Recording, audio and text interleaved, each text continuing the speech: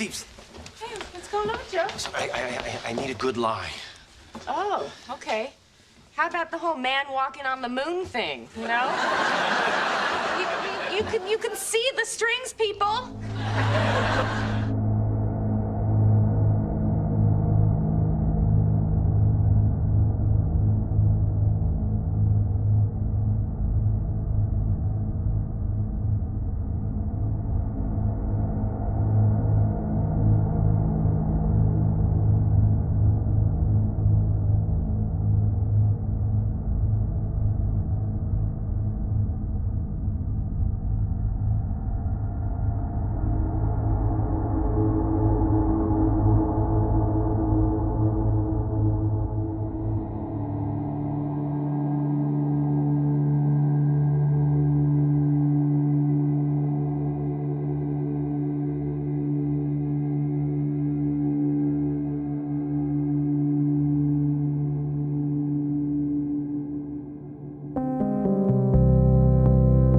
We will use a number of films and slides which most of you have already seen,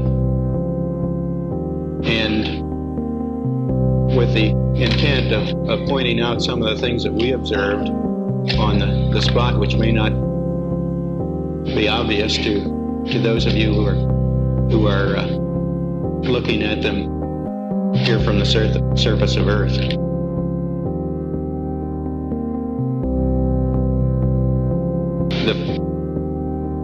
The flight, as you know, started promptly. And I think that was characteristic of all the events of the flight. The Saturn gave us one magnificent ride, both into Earth orbit and on a trajectory to the moon. Trajectory to the moon. To the moon. The moon. The moon.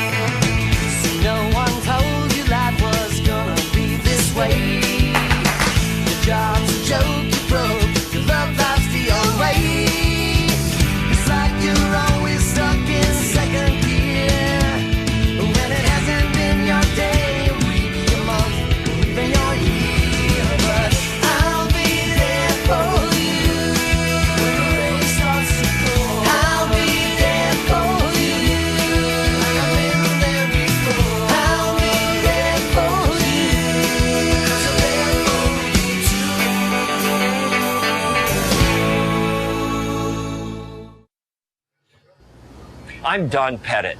I'm a NASA astronaut, and I'm on the International Space Station. It's into the black void.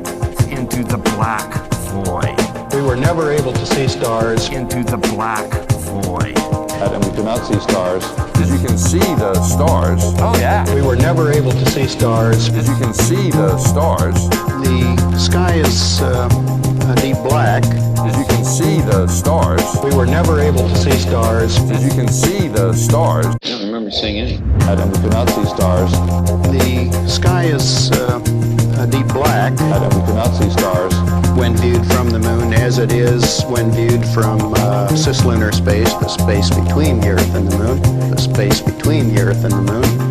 Sky, of course, was black. As you can see the stars. Oh, yeah. But you can see it during the day. We were never able to see stars from the lunar surface or on the daylight side of the moon. But you can see it during the day. When you're in space and you're looking into deep space and you're on the sun side of the orbit, the sunlight washes out all the starlight, so you can't see any stars. But you can see it during the day. Just like here on Earth. But then when you look out into deep space away from the sun, it's the darkest black you can imagine. The darkest black you can imagine. The sky, of course, was black. Or you can see planets. But you can see it during the day. Yeah, you right? can see moons. You see the gas. You can see the. I think we can look forward to going back to the moon again, but not just for a visit, to settle there. I'd go to the moon in a nanosecond. The problem is we don't have the technology to do that anymore. We used to, but we destroyed that technology, and it's a painful process to build it back again. But we destroyed that technology,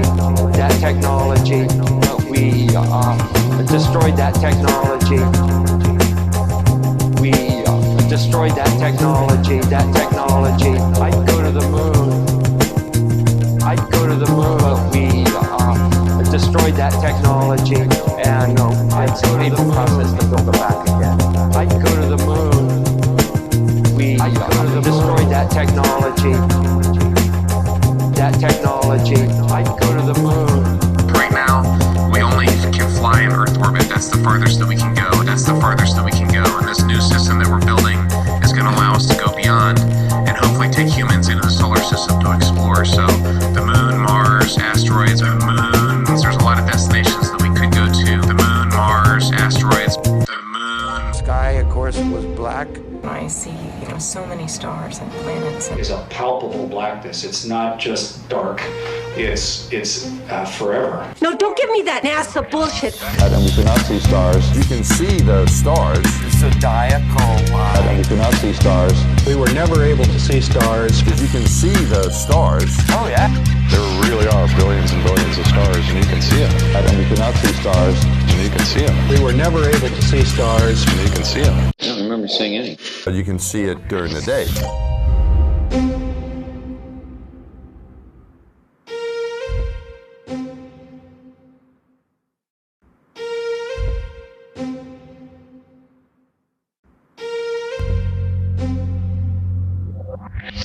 What happens if you get a leak on that? Then you have a leak. Retard. Then you have a leak. Retard. And then there's probably a plan, I don't know off the top of my head, but there's probably a plan for replacing the mechanism. Replacing the mechanism. The mechanism might require a spacewalk. Retard. Might require a spacewalk. Spacewalk.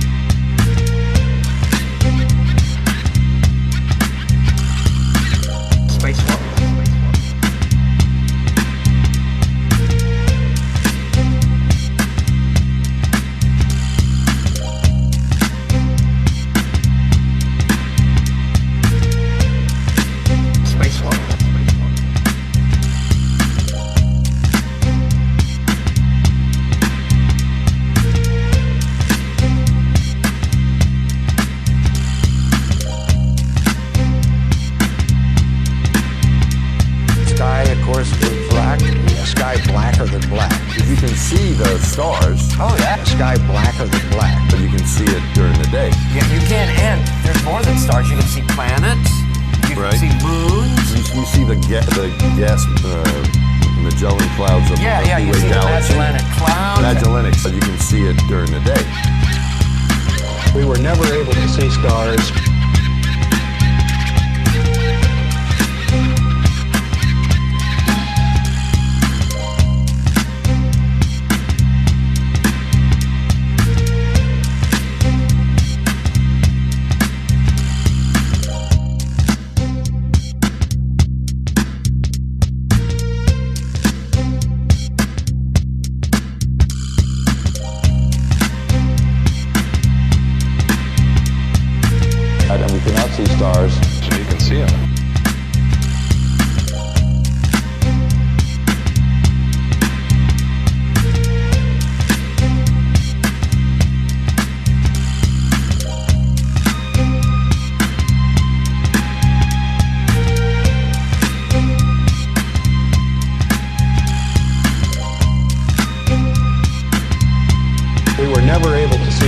stars. And you can see them. But you can see it during the day.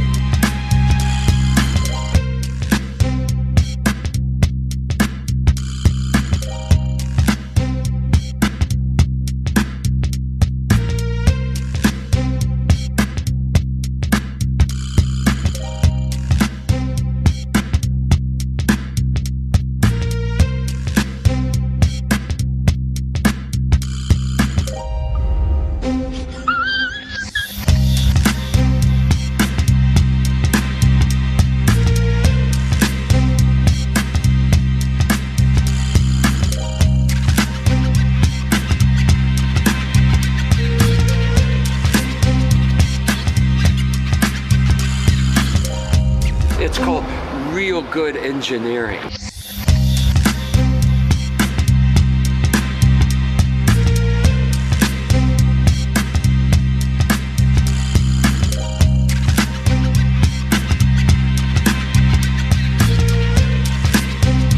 We had some difficulties in perception of difficulty.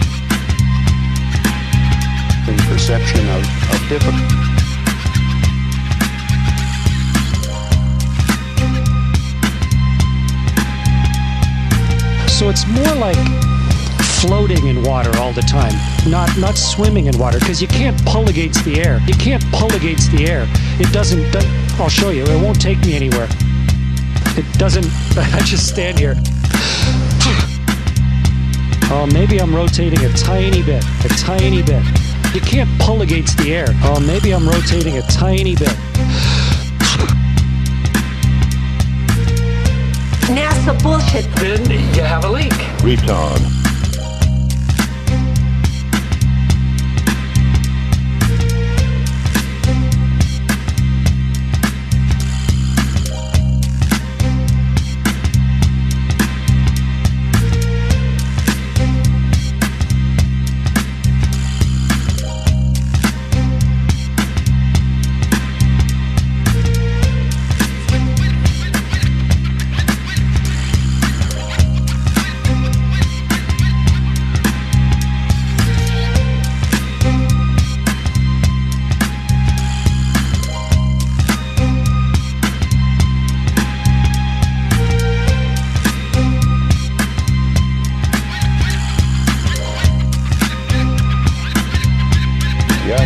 Позволю себе это сделать.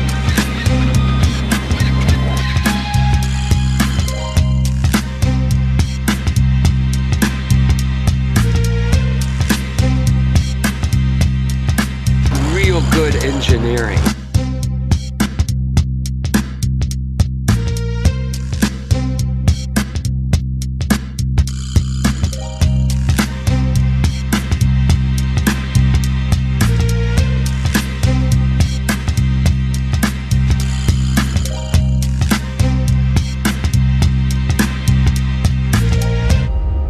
Real good engineering. And if you understand the math, if you understand the physics, it will allow you to go out and get a neat job.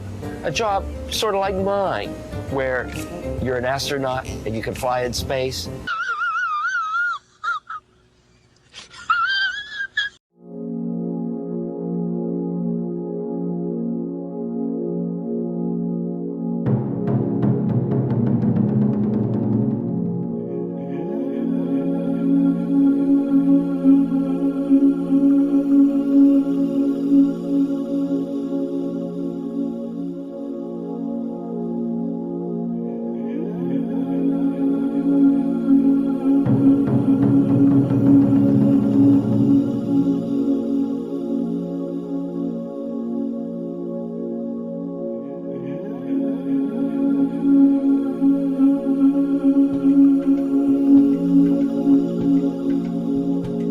Never able to see stars from the lunar surface or on the daylight side of the moon. And we could not see stars. There really are billions and billions of stars, and you can see them. I see. There's so many stars and planets. I don't remember seeing any.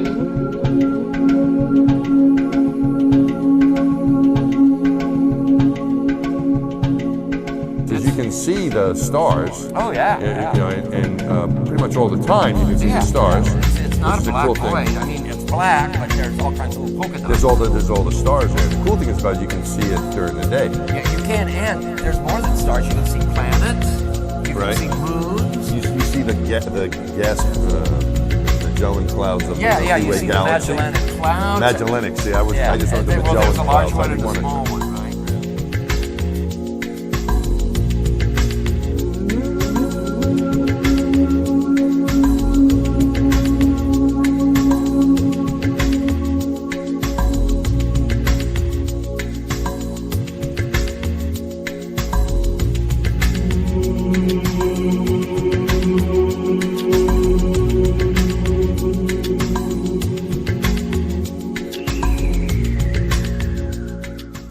There's a recent populist sort of wave of anti-science, and as if that's something new. It's mostly because social media has given everybody what appears to be an equal voice. On the corner of Hyde Park in London, there's Speaker's Corner, and that used to be the internet, where you could go stand there and yell any stupid thing you wanted. And if people wanted to gather around and listen, that was their choice. But if you weren't interested in whatever that person was spouting, then you didn't need to listen. But now, internet has sort of turned everything into the Speaker's Corner. So you really have to just decide what are you going to listen to and what aren't you. And if someone decides to put forward some stupid idea that is patently false, like if somebody says, the sky is orange, you can have an argument about it if you want, but it's obviously not true. The sky is orange. The sky is orange. Orange. It's obviously not true. So there's really no point in even engaging in conversation. Or if somebody says the world is flat, the world is flat, it's patently untrue. So there's no point in engaging in conversation, because all you're doing is giving that person credibility for something that we've known for thousands of years to not be truth. The sky is orange. So I don't even worry about it. I don't even worry about it. I don't even worry about it. I don't even worry about it.